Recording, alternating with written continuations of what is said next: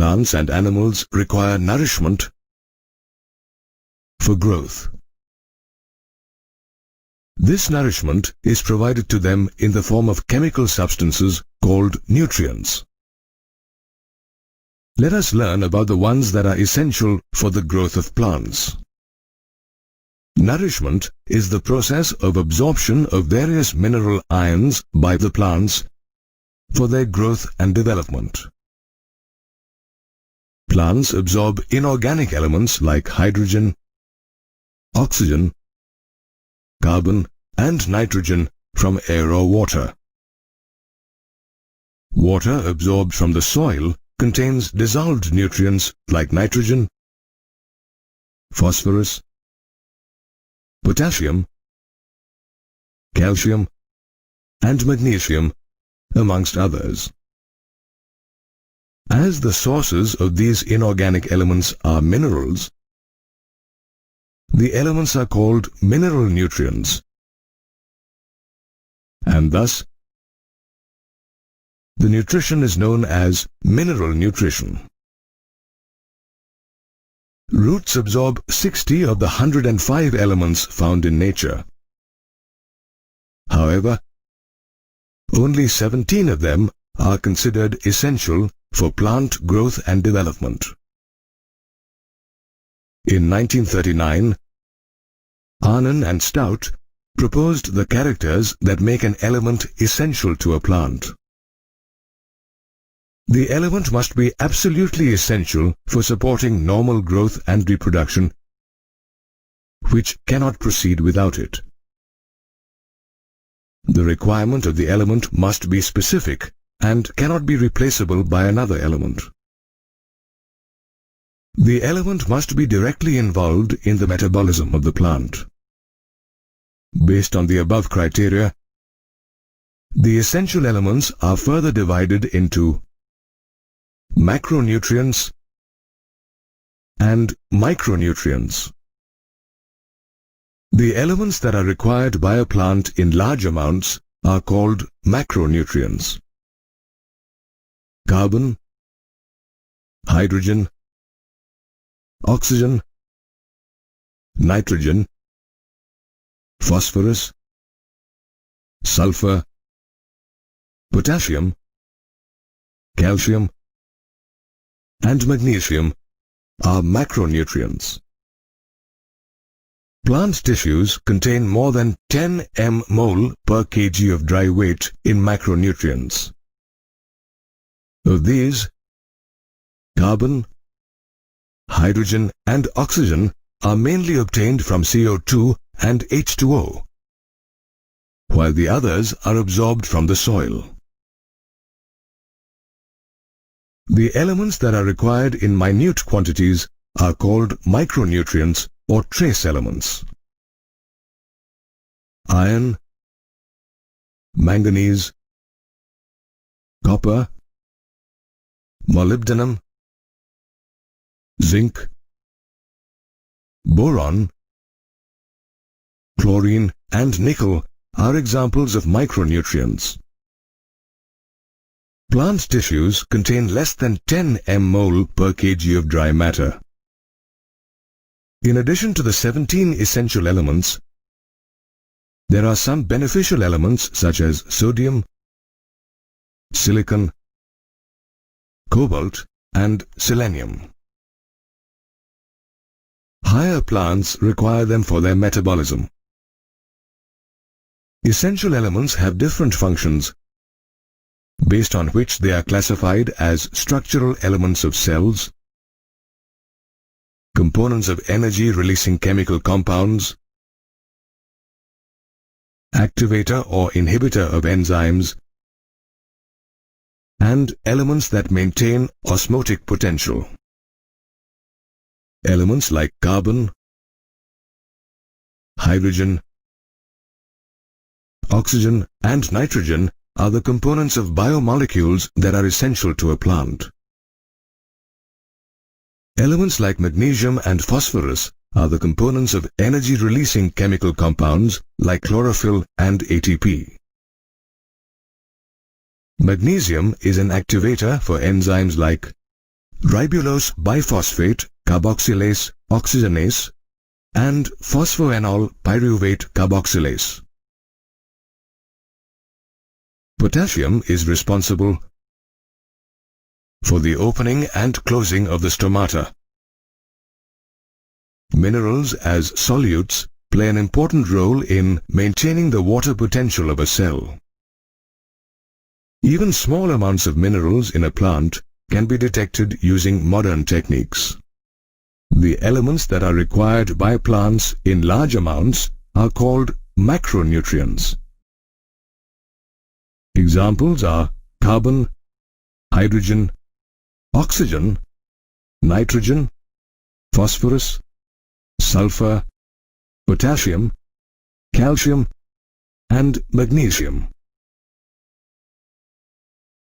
They are used as building blocks, and their unavailability leads to retarded development of the plant. The concentration of essential elements below which plant growth is retarded is termed as critical concentration. Each nutrient assists in a particular growth area, and hence the deficiency of each element creates different symptoms in a plant. The symptoms disappear once the deficient element is supplied.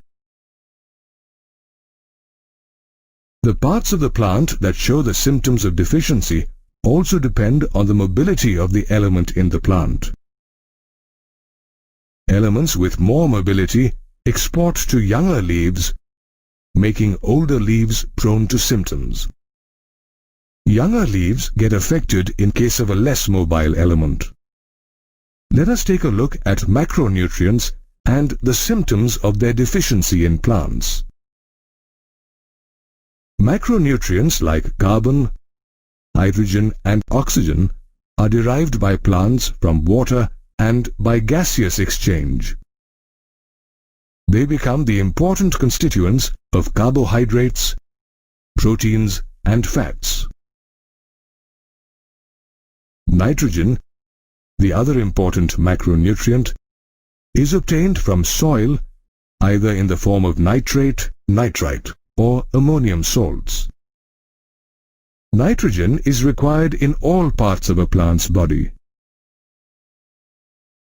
It is mainly found in meristematic tissues and biomolecules like proteins, nucleic acids, vitamins, hormones, coenzymes, and ATP.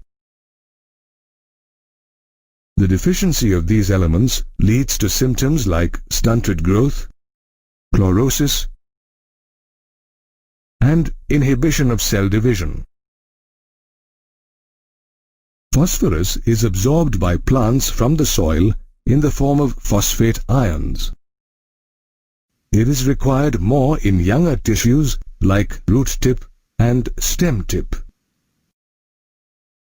It promotes healthy root growth and fruit ripening. It is an important constituent of cell membranes, nucleic acids, nucleotides, and coenzymes. Phosphorus is required in all phosphorylation reactions of the plant. The deficiency of phosphorus causes symptoms like loss of older leaves, poor growth, dull green coloration of older leaves, and yellow coloration of lower leaves. Potassium sulfate and potassium nitrate supply the plant with potassium. It is required by meristematic tissues, buds, leaves, and root tips. It helps to maintain the anion-cation balance in cells. It is involved in protein synthesis, opening and closing of the stomata, activation of enzymes, and maintenance of turgidity of cells. The deficiency of potassium leads to chlorosis, necrosis, rosette or bushy habit of growth, reduction in stem growth, and inhibition of cell division. Plants obtain sulfur from the soil. Growing parts like stem tips, root tips, and young leaves require sulfur. It is a constituent of amino acids like cysteine and methionine, making it an important part of proteins. Vitamins like thiamine, biotin, and coenzyme A also have sulfur. Sulfur deficiency leads to symptoms like chlorosis and inhibition of cell division. Calcium is absorbed by plants in the form of calcium ions from calcium carbonate. It is needed in meristematic tissues and differentiating tissues. It accumulates in older leaves. Calcium plays an important role in cell division. It synthesizes pectin in the middle lamella of the cell wall and helps in the formation of the mitotic spindle. It is involved in selective permeability of cell membranes. It activates certain enzymes like ATPase. The deficiency of calcium leads to the death of meristematic tissues, stunted growth, and necrosis. Magnesium is absorbed as exchangeable cation in the soil. It is a constituent of chlorophyll in leaves. Magnesium maintains the ribosome structure and activates the enzymes of respiration and photosynthesis. It is also involved in the synthesis of nucleic acids. The deficiency of magnesium leads to symptoms like chlorosis and necrosis. This leads to withering of leaves. The elements that are required in minute quantities by plants are called micronutrients or trace elements. Some examples are iron, manganese, copper, molybdenum, zinc, boron, chlorine, and nickel. In plants, they occur as the constituents of enzymes that catalyze biological reactions and are present throughout the body of a plant. Let's take a look at micronutrients in detail. Iron is taken in by plants in the form of ferric ions. It is seen along the leaf veins and is a constituent of ferredoxin and cytochromes. It activates the enzyme catalase and is essential for the formation of chlorophyll. It is reversibly oxidized from Fe2+ to Fe3+ during electron transfer. The deficiency of this element leads to symptoms like chlorosis in young leaves, necrosis, and inhibition of chloroplast formation. Manganese is another trace element which is absorbed as manganous ions. It is required in leaves and seeds. It activates enzymes like carboxylases, oxidases, dehydrogenases, peroxidases, and kinases. It plays an important role in the splitting of water to liberate oxygen during photosynthesis. Deficiency symptoms include chlorosis, gray spots on leaves, and poor development of the root system. plants obtain the micronutrient zinc as Zn2+ ions. It activates enzymes such as carboxylases, part of carbonic anhydrase, and dehydrogenases. It takes part in the formation of tryptophan, a precursor for the plant growth hormone auxin. Deficiency symptoms include chlorosis, formation of smaller leaves, and shortened internodes. Copper is another trace element absorbed from the soil. It is absorbed as cupric ions. It is reversibly oxidized from Cu+ to Cu2+. It activates enzymes like tyrosinase, phenolases, and ascorbic acid oxidase. Deficiency symptoms include chlorosis of leaves followed by necrosis. Boron is absorbed by plants from the soil. Plants require boron in its leaves and seeds. It is required for the uptake and utilization of calcium, pollen germination,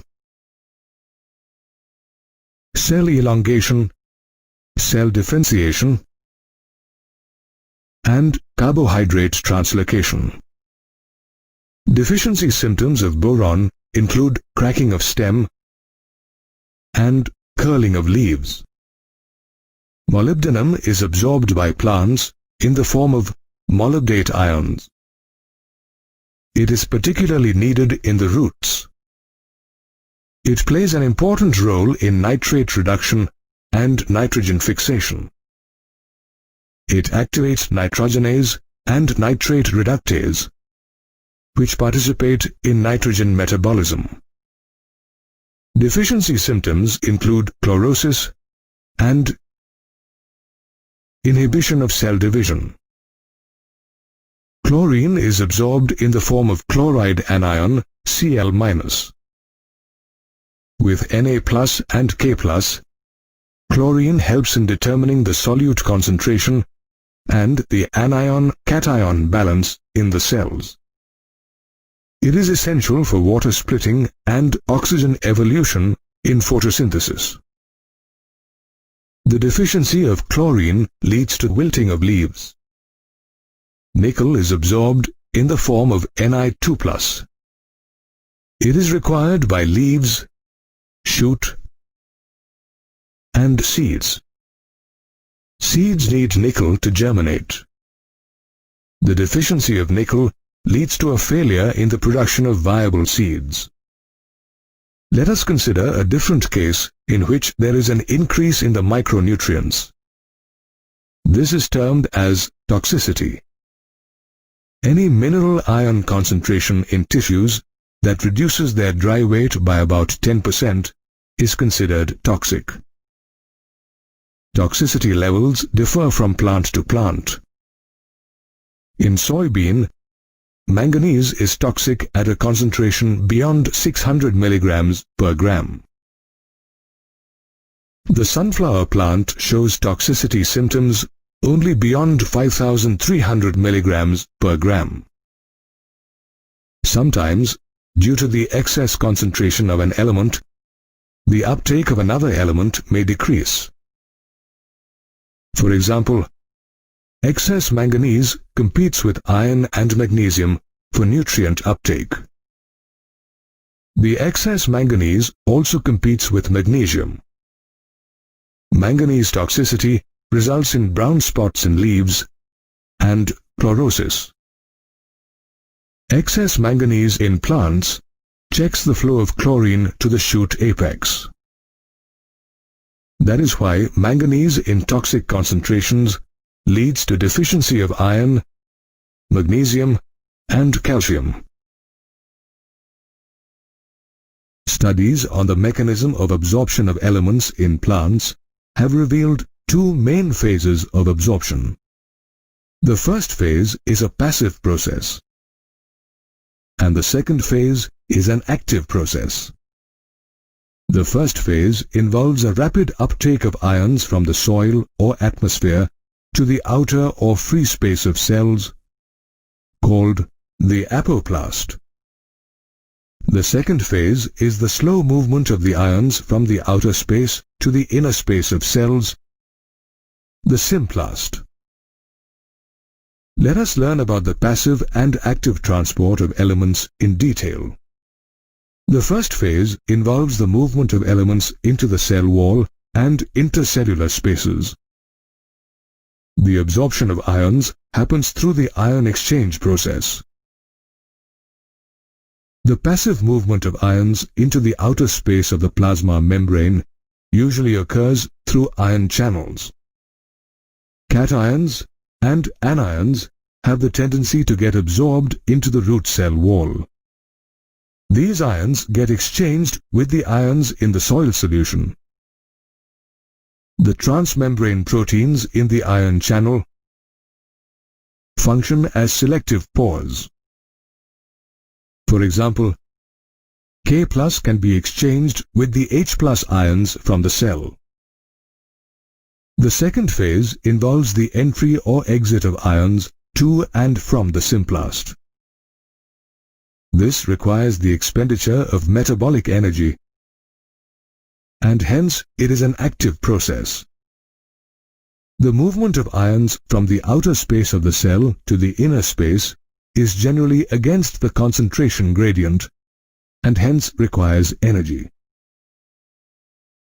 This happens through the carrier mechanism. The carrier gets activated by the expenditure of energy from the ATP molecule. The activated carrier molecule binds with the ions and transfers it into the cell. The movement of ions is called flux. The inward movement into the cells is called influx, and the outward movement is called efflux.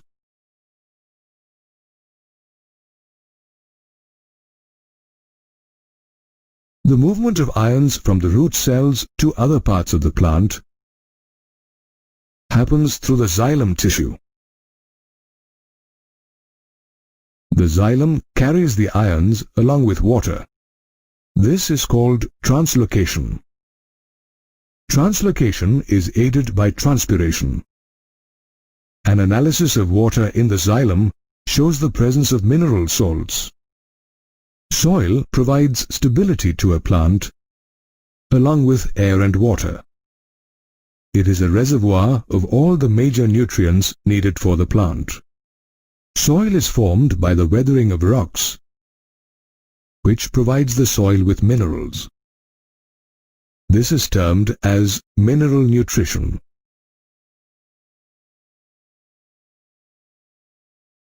Soil also contains microbes such as nitrogen-fixing bacteria, which help plants by fixing nitrogen from the atmosphere into the soil. The deficiency of minerals in the soil affects the plant, and hence, fertilizers that have the deficient mineral are added to the soil. This ensures the supply of the deficient element to the plant. Nitrogen is an important element for living organisms, as it is an essential constituent of amino acids, nucleic acids, alkaloids, chlorophylls, vitamins, and hormones.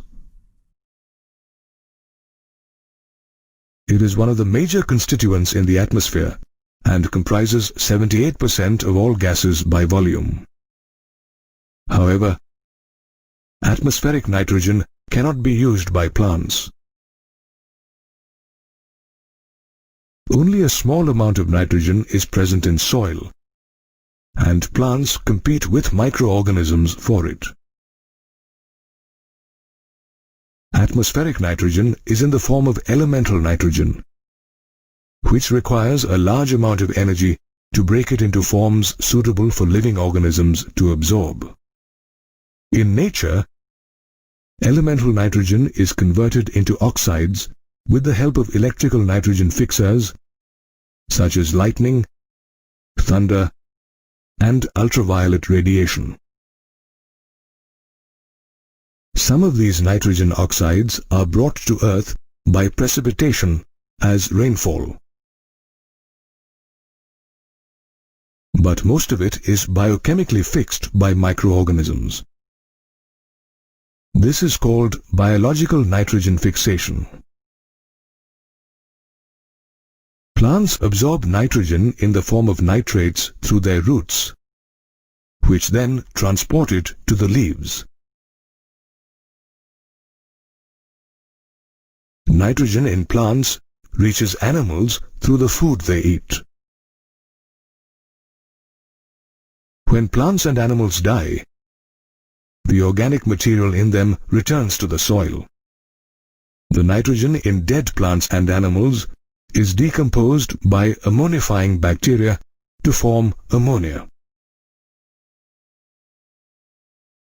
This process is called ammonification. Ammonia formed by ammonification is converted into nitrites and nitrates by nitrifying bacteria in the soil. This is called nitrification.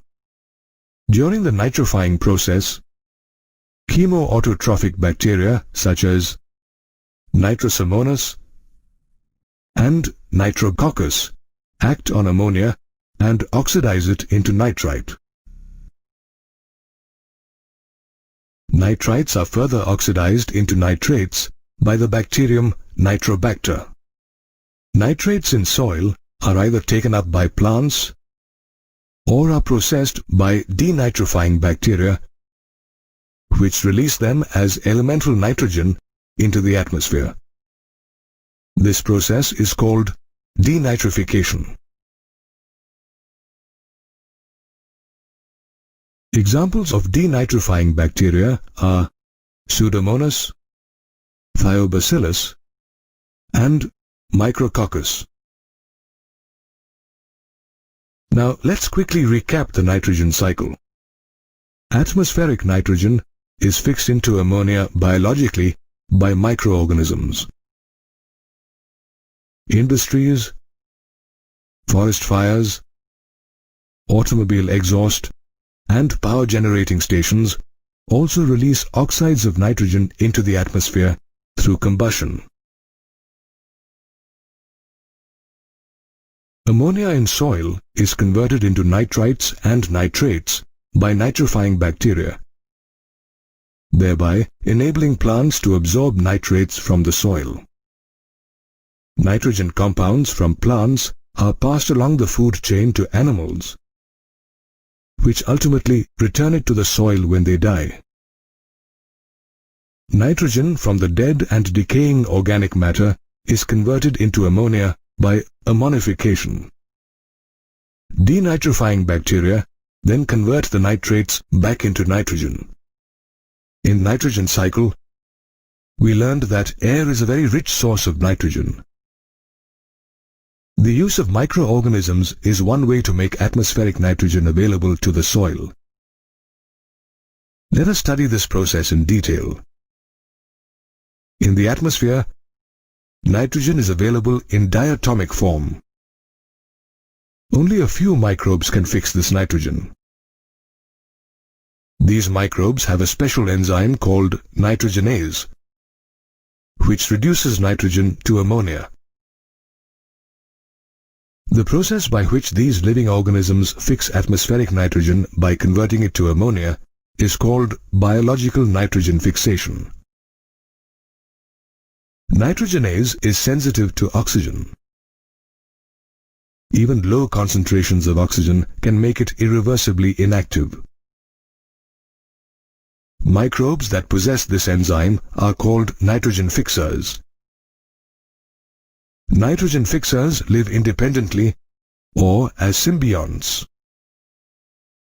Examples of free-living aerobic nitrogen fixers are bacteria such as Azotobacter, Clostridium, Klebsiella, and blue-green algae such as Anabaena and Nostoc. The bacteria Rhodospirillum is an anaerobic nitrogen fixing agent, but it can also exist in aerobic conditions.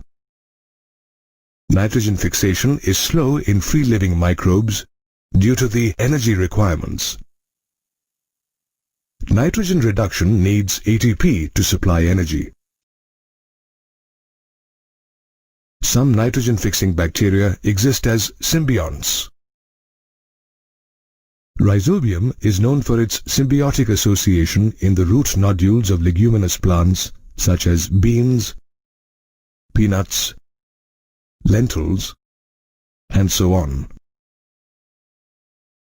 Non-leguminous plants such as alder, alnus, ceanothus also associate with frankia in the nodules of their roots for nitrogen fixation.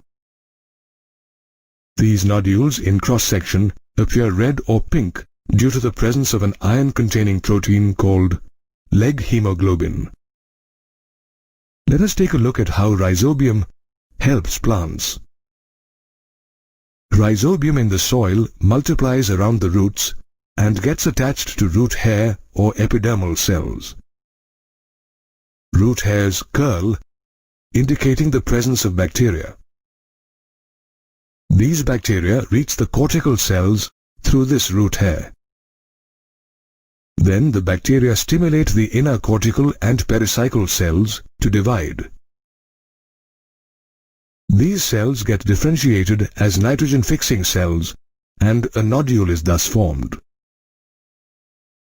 Through vascular supply, the nodule is ensured of nutrients and energy from the plant. The enzyme secreted by rhizobium, nitrogenase, is a molybdenum ferrum protein and acts as a catalyst in the conversion of nitrogen to ammonia. As nitrogen is sensitive to oxygen, the nodules are adapted to protect the enzyme from exposure to oxygen. Leg hemoglobin, the iron-containing protein in the root nodule, acts as an oxygen scavenger and prevents its exposure to nitrogenase. Nitrogen requires 8 electrons, 8 protons, and 16 ATP molecules of energy for the formation of 2 molecules of ammonia. Therefore, 1 molecule of ammonia requires 8 molecules of ATP. These 8 ATP molecules are provided by the ATP released during respiration. Let's see how the enzyme nitrogenase converts nitrogen to ammonia. Nitrogenase first binds with substrate nitrogen and reduces it by adding 2 hydrogen atoms during each of the 3 stages until it finally forms 2 molecules of ammonia. After that, the enzyme is re-released to bind to another molecule of nitrogen. In physiological pH conditions of the plant, ammonia molecules take up protons to form ammonium or NH4+ ions that are channelized and used in the synthesis of amino acids. The ammonium ion ultimately forms the amine group of the amino acid. Amino acid synthesis in plants takes place in 2 ways: reductive amination and transamination. When ammonium ions react with alpha-ketoglutaric acid, it reduces it to an amine and forms glutamic acid and water in the presence of the enzyme glutamate dehydrogenase. Hence, this reaction is called reductive amination. The energy required for this reaction is obtained by the oxidation of NADPH to NADP. Transamination involves the transfer of one amino group from an amino acid to the keto group of a keto acid. The reaction is catalyzed by a family of enzymes called transaminases. This is analogous to a double displacement reaction where there is an exchange of an amine group of one amino acid with a keto group of a keto acid. This results in the formation of asparagine and glutamine from aspartic acid and glutamic acid. This process takes place due to the replacement of the hydroxyl group of the carboxyl group of aspartic and glutamic acids with the amino group. Amino acids are usually transported through phloem, but compounds such as amides and ureides, owing to a greater nitrogen to carbon ratio, are easily transported through xylem.